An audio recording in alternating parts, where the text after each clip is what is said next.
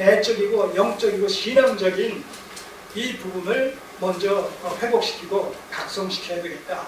그렇게 되어질 때 어떻게 되겠어요? 예루살렘 성이라는 의미는 뭡니까? 역사적으로 봤을 때 하나님께서 지명하신 곳이요, 지명해서 성전을 건축하라고 말씀하신 곳이요, 하나님께서 친히 임재하셔서 통치하시는 다윗 왕국의 수도와 다름없는 곳 아니겠습니까?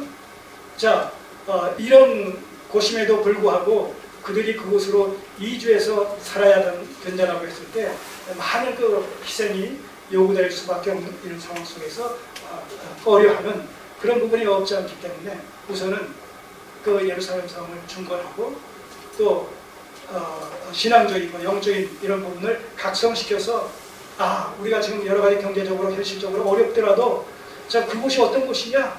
하나님께서 지명하여 택하신 곳이고 성전이 있는 곳이고 하나님의 통치의 현장이라는 그런 그 구속사적인 의미가 담겨 있는 곳이다 라는 것을 생각하게 될 때에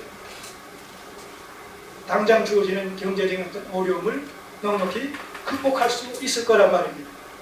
우리도 그렇지 않습니까? 우리도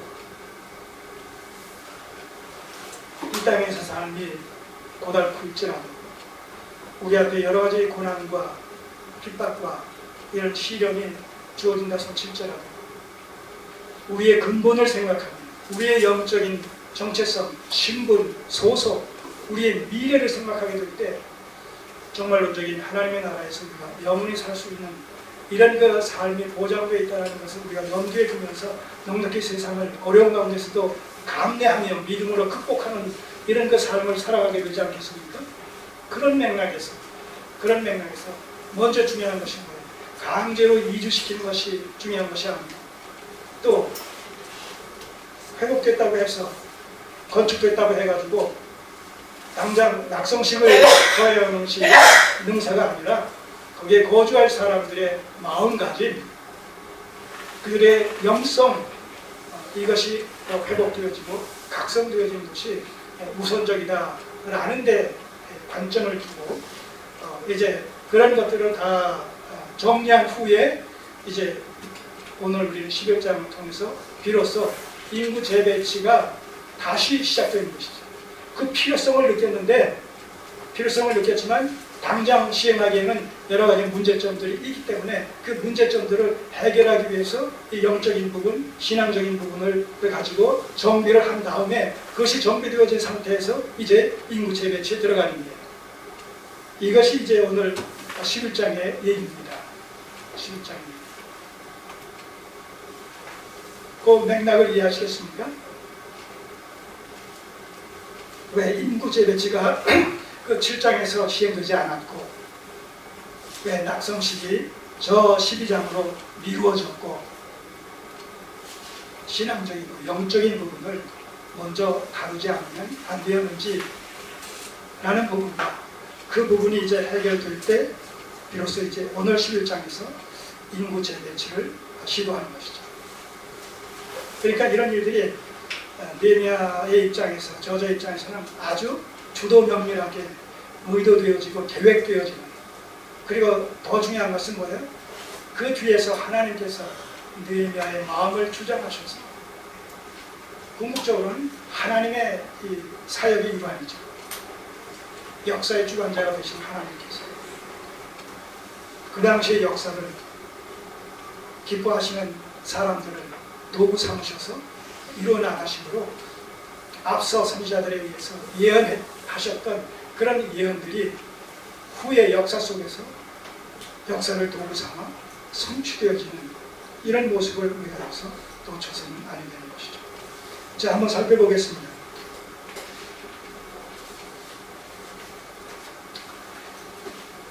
우선 이 예루살렘 성에 인구를 어떻게 배치할 것인가 라는 것에 대한 총체적인 구상이, 느헤미야의 구상이 1, 2절에 소개가 됩니다.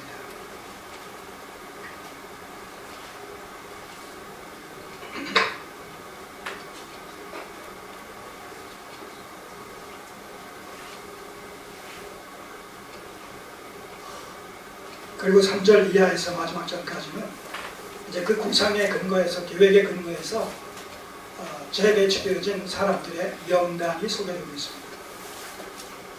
자, 그 총론적인 이런 계획에 대해서 한번 살펴보죠. 1절 백성의 두목들은 예루살렘에 머물렀고, 자, 1차적으로 백성들 중에서 방백들, 지도자급에 해당되는 이런 사람들을 우선적으로 선별해서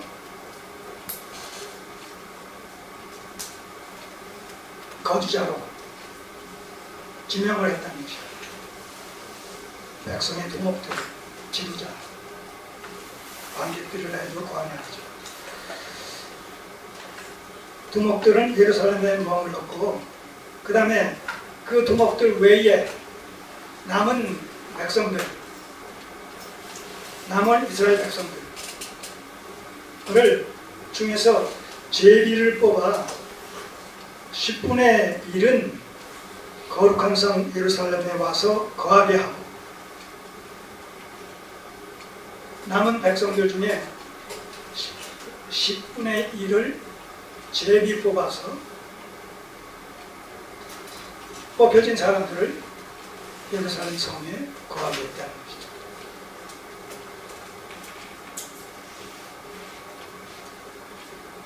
자, 여기서 제비 뽑았다는 것과 10분의 1이라는 이런 의미가 범상치 않은 것이죠. 우선 10분의 1을 뽑아서 그들과 두목들을 함께 더불어서 예루살렘 성에 거하게 했다라고 했을 때, 제비를 뽑아서 예루살렘 성에 뽑힌 자들로 하여금 예루살렘 성에 거주하게 했다라는 이러한 표현은 이스라엘의 전 역사 속에서 바로 출애굽한 이스라엘 백성들이 가나안 땅에 들어갔을 때 여호수아가 제비를 뽑아서 약속의 땅을 해당 지파에게 분배했다 라는 사건과 본질에서 상응한다는 겁니다. 그런 의미에서 지금 예루살렘 성에 정착된 이런 사람들에게 있어서는 그 예루살렘 성이 뭐가 되겠어요? 기업이 되는 것이죠. 하나님께서 주신 기업이 되는 것이죠.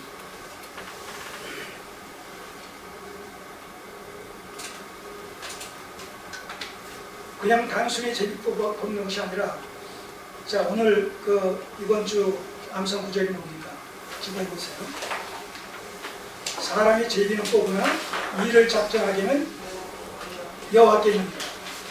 자, 그러니까 이 시대에 제비를 뽑아서 10분의 1에 해당되는 사람들이 예루살렘 성에 거주하게 됐다라는 것은 하나님께서 그렇게 인도하셨다는 의미가 생깁니다. 하나님께서 그렇게 인도하셨다. 그렇기 때문에 이들이 예루살렘 성 밖에 거주하고 있다가 어느 정도 경제적으로 터전이 잡혀진 상황 속에서 이제 빈손으로 예루살렘 성에 거하게 된다서 칠지라도 하나님께서 우리의 살 길을, 우리의 앞길을 선히 인도해 주실 것이다라는 이제 그 믿음의 확신을 가지고 그런 일들이 자연스럽게 진행될 수가 있었다는 거죠.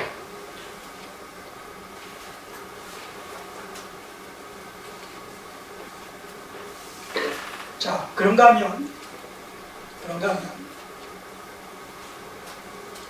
이 제비 뽑아서 예루살렘 성을 분배했다라는 것이 가나안 땅 분배 사건과 본질상 내통한다, 상응한다 라고 했을 때 그것이 의미하는 바는 한 단계 더 나가서 예루살렘 성 인구 재배치로 말미암아 기업을 얻게 해주신 것은 궁극적으로 가나안 땅을 정복하게 하실 것이다 라는 것에 대한 대망의 소망을 갖게 하신다.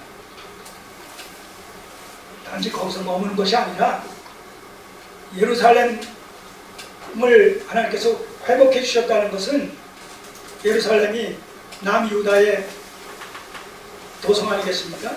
그렇기 때문에 남유다 전체, 하나님께서 약속하셨던 가나안 지형 전체에 대한 회복의 가능성을 또한 염두에 둔 그런 표현이기도 하는 계획을 뽑았다는 사실. 그러니까 이 예루살렘 성의 인구 재배치, 인구 이주라는 것이 이게 단순한 사건이 아닙니다. 단순한 사건. 이 구속사의 진행 속에서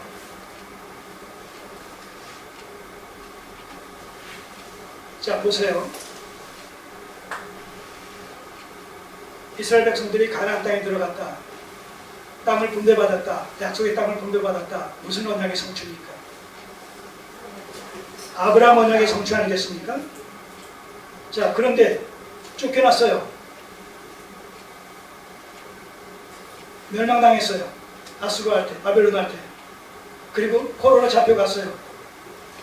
이제 가나안 땅은 상실됐어요. 잃어버렸어요. 자 그러니까 먼저 가나안 땅에 들어가서 분배받았다는 것이 아브라함 언약의 성취지만 그것이 궁극적이고 영원한 성취가 아니라는 것이죠. 예비적이고 예표적인 성취지. 그런데 이제 다음 단계 뭐예요? 포로로 잡혀갔던 그들이 70년 만에 다시 돌아왔어요. 돌아와서 예루살렘 성을 회복했어요. 이것이 무슨 의미겠어요? 제2의 아브라함 언약의 성취라는 의미가 또 여기서 적용되는 거예요.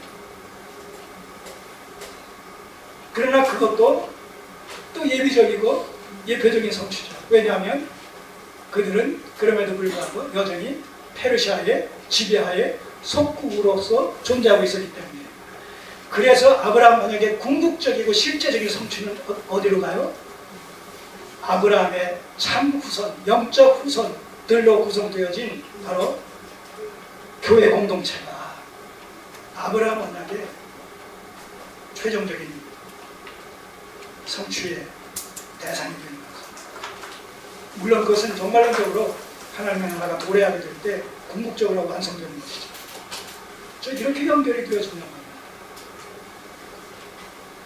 그래서 이 예루살렘 성, 이 회복, 성벽 준공과 거기에 인구를 대체해서 하나님의 백성들이 산다라는 것은 자, 첫째 뭐가 먼저 건축됐어요? 스룹바벨 성전이 건축되지 않았어요. 하나님의 임재와 통치의 상징. 그 다음에 예루살렘 성이 준공되지 않았어요. 그리고 거기에 하나님의 백성들, 거룩한 백성, 말씀으로 말미암아 거룩하게 성화되어진 이런 백성들이 거주한다. 그럼 예루살렘 성은 뭐가 돼요? 하나님 나라가 돼요.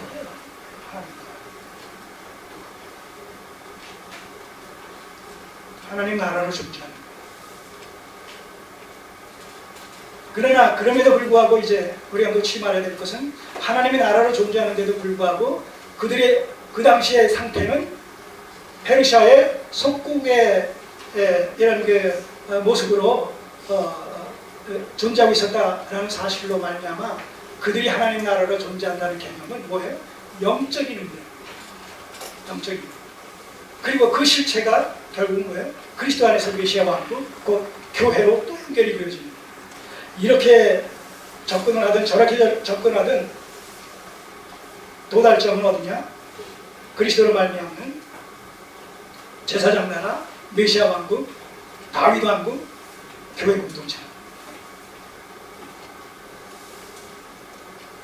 느헤미야는 이런 상황 속에서 메시아를 직접적으로 생각할 수는 없었지만 바로 그들이 처해진 이런 상황의 연장선상에서 하나님께서 선지자들을 통해서 약속하셨던 회복된 이스라엘,